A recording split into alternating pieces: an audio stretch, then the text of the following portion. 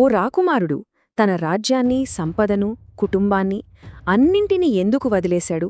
అలా వదిలేసి ప్రపంచంలోనే అతిపెద్ద మతాల్లో ఒకదానికి ఎలా పునాది వేశాడు? ఈరోజు మనం సిద్ధార్థ గౌతముడి కథను చూద్దాం. ప్రపంచానికి బుద్ధుడుగా మారిన ఆ వ్యక్తి సాగించిన అద్భుతమైన జ్ఞానోదయ ప్రయాణాన్ని తెలుసుకుందాం. బుద్ధుడనగానే మనకు తరచుగా ఒక దైవ స్వరూపం గుర్తొస్తోంది కదూ.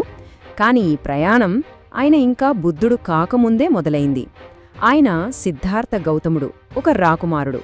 మనందర్లాగే జీవితం గురించి ఎన్నో ప్రశ్నలు, సందేహాలతో నిండిన ఒక యువకుడు. సిద్ధార్థుడు ఇప్పటి నేపాల్లోని లుంబినీలో శాక్యవంశంలో పుట్టాడు. ఆయన తండ్రి శుద్ధోధన మహారాజు తన కొడుక్కి ఎలాంటి కష్టం తెలియకూడదని భావించాడు. అందుకే అతన్ని బయటి ప్రపంచంలోని కఠిన వాస్తవాల గాలి కూడా తగలకుండా పూర్తి విలాసవంతమైన జీవితంలో పెంచాడు. కాని ఆ రాజభవనం గోడలు అతన్ని ఎంతకాలం బంధించగలవు? 4 సార్లు అతను నగరం చూడటానికి బయటికి వెళ్ళినప్పుడు అతను ఎప్పుడో ఊహించని దృశ్యాలను చూశాడు. ఒక వృద్ధుణ్ణి, ఒక రోగిని, ఒక మృతదేహాన్ని. ముసలితనం, అనారోగ్యం, మరణం ఇవన్నీ మానవ జీవితంలో తప్పవని మొదటిసారి గ్రహించాడు. చివరగా ముఖంలో పూర్తి ప్రశాంతతతో ఉన్న ఒక సన్యాసిని చూశాడు. అంతే, ఆ క్షణంలోనే ఈ దుఃఖం నుండి బయటపడే మార్గాన్ని కనుగొనాలనే బలమైన సంకల్పం అతనిలో కలిగింది. ఆ 4 దృశ్యాలు చూశాక సిద్ధార్థుడు తన జీవితంలోనే అత్యంత కఠినమైన నిర్ణయం తీసుకున్నాడు. మానవ దుఃఖానికి సమాధానం వెతకడం కోసం తన విలాసవంతమైన జీవితాన్ని, రాజ్యాన్ని వదిలి వెళ్ళిపోవాలని నిశ్చయించుకున్నాడు. చరిత్రలో దీన్నే మహాపరిత్యాగం అని పిలుస్తారు.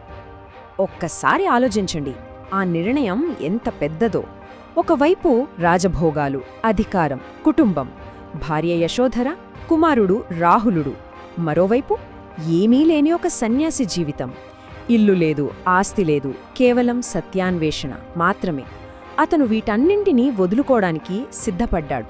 ఆనాటి గ్రంథాల్లోనే ఈ మాటలు అతని మనస్సులో ఉన్న దృఢ నిశ్చయాన్ని మనకు స్పష్టంగా చూపిస్తాయి.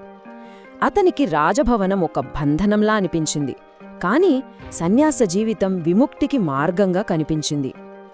ఆ స్వేచ్ఛ కోసమే అతనన్నీ వదిలేశాడు. అలా తన రాజ్యాన్ని విడిచిపెట్టి సిద్ధార్థులు ఒక శ్రమణుడుగా, అంటే సత్యాన్వేషణ చేసే సన్యాసిగా తన ప్రయాణాన్ని మొదలుపెట్టాడు. జ్ఞానోదయం కోసం అతని తొలి ప్రయత్నాలు ఇక్కడే మొదలయ్యాయి. 6 సుదీర్ఘ సంవత్సరాలు సిద్ధార్థుడు జ్ఞానం కోసం తీవ్రంగా శ్రమించాడు. ఆ కాలంలోని గొప్ప గురువుల దగ్గర ధ్యాన పద్ధతులన్నీ నేర్చుకున్నాడు. శరీరాన్ని దాదాపు ఆకలితో మార్చుకుంటూ కఠినమైన తపస్సు చేశాడు. ఎంతలా అంటే అతని శరీరం చిక్కిపోయి ఎముకలు బయటకు కనిపించేంతగా. అయినా సరే అతను వెతుకుతున్న ఆ శాంతి, ఆ దుఃఖానికి అసలైన సమాధానం మాత్రం దొరకలేదు. ఇక్కడే అతని ప్రయాణంలో ఓ కీలకమైన మలుపొచ్చింది. ఈ కఠోర తపస్సు ద్వారా శరీరాన్ని హింసించడం వల్ల ప్రయోజనం లేదని, ఇది తనను సత్యానికి దగ్గర చెయ్యలేదని, ఇది సరైన మార్గం కాదని అతను స్పష్టంగా గ్రహించాడు. ఆ కీలకమైన గ్రహింపు తరువాత అతను ఒక కొత్త మార్గాన్ని కనుగొన్నాడు. ఈ మార్గమే అతని బోధనలకు పునాది అయ్యింది. అంతేకాదు, అతన్ని జ్ఞానోదయం వైపు నడిపించింది కూడా. మొదటి మార్గం, అతను రాకుమారుడిగా గడిపిన విలాసవంతమైన జీవితం, సుఖభోగాలలో మునిగి తేలడం. ఈ మార్గం దుఃఖాన్ని అంతం చేయదని అతనికి ఇప్పటికే అనుభవపూర్వకంగా తెలుసు. ఇక రెండవ మార్గం, అతను ఇప్పుడే వదిలేసిన కఠోర సన్యాసం, శరీరాన్ని విపరీతంగా హింసించుకోవడం. ఈ మార్గం కూడా సమాధానాన్ని ఇవ్వలేదని అతను గ్రహించాడు. అందుకే అతను ఈ 2 తీవ్రమైన మార్గాలను తిరస్కరించాడు. ఒకవైపు విపరీతమైన సుఖభోగాలు, మరోవైపు కఠినమైన ఆత్మహింస. ఈ రెండిటికీ మధ్య సమతుల్యతతో కూడిన ఒక మార్గముండాలి, అదే సరైనదని అతను కనుగొన్నాడు. ఇదే ప్రసిద్ధమైన మధ్యమ మార్గం. ఈ కొత్త అవగాహనతో అతను గయలోని ఒక బోధి వృక్షం కింద ధ్యానంలో కూర్చున్నాడు. అక్కడ సంపూర్ణ ఏకాగ్రతతో అతను వాస్తవికత యొక్క నిజస్వరూపాన్ని, దుఃఖానికి ముగింపును, అంటే నిర్వాణాన్ని గ్రహించాడు. ఆ క్షణంలోనే సిద్ధార్థ గౌతముడు బుద్ధుడు అయ్యాడు. బుద్ధుడు అంటే జ్ఞానోదయం పొందినవాడు, మేల్కొన్నవాడు అని అర్థం. జ్ఞానోదయం పొందిన తరువాత బుద్ధుడు తన జ్ఞానాన్ని తనలోనే ఉంచుకోవాలని అనుకోలేదు, దాన్ని ఇతరులతో పంచుకోవాలని నిర్ణయించుకున్నాడు. అలా అతను సారనాథలో తన మొదటి ఉపన్యాసం ఇచ్చాడు. ఇక్కడే అతను తన బోధనల సారాంశాన్ని ప్రపంచానికి వివరించాడు. ఆయన బోధనలు ఈ 4 ఆర్య సత్యాలపై ఆధారపడి ఉన్నాయి. ఇది చాలా సింపుల్, లాజికల్ ఫ్రేమ్వర్క్.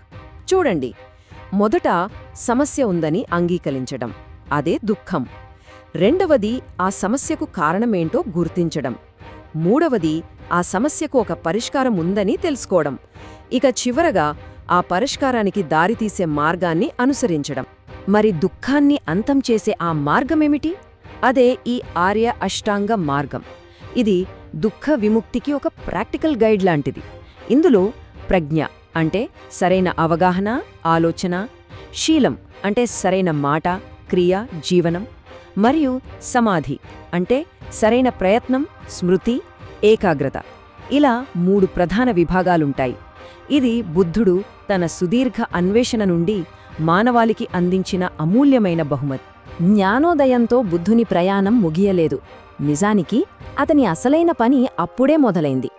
రాబోయే దశాబ్దాలలో అతను తన బోధనల ద్వారా మిగిలించిన వారసత్వం నిజంగా అపారమైనది. ఆ తరువాత 45 సంవత్సరాలు బుద్ధుడు గంగానది తీర ప్రాంతాల్లో అలుపెరగకుండా పర్యటించాడు. రాజుల నుండి సామాన్య రైతుల వరకు సమాజంలోని అన్ని వర్గాల ప్రజలకు ధర్మాన్ని బోధించాడు. అతను భిక్షువులు, భిక్షుణీల కోసం సంఘాలను స్థాపించాడు. ఇవే ఆయన బోధనలు వేల సంవత్సరాలుగా కొనసాగడానికి బలమైన పునాదులు వేశాయి. తన 80వ ఏట బుద్ధుడు పరినిర్వాణం చెందాడు. ఆయన చెప్పిన చివరి మాటలు ఇవి: అన్ని సంస్కారాలు నశించిపోతాయి, శ్రద్ధతో లక్ష్యాన్ని సాధించడానికి కృషి చేయండి. అంటే ఈ ప్రపంచంలో ప్రతీదీ అశాశ్వతం, ప్రతీదీ మారుతుంది. కాబట్టి మన ప్రయత్నం ఎప్పుడూ ఆగకూడదు. ఈ మాటలు 2.5 వేల సంవత్సరాల తరువాత కూడా మన జీవితానికి ఎంతగా వర్తిస్తాయో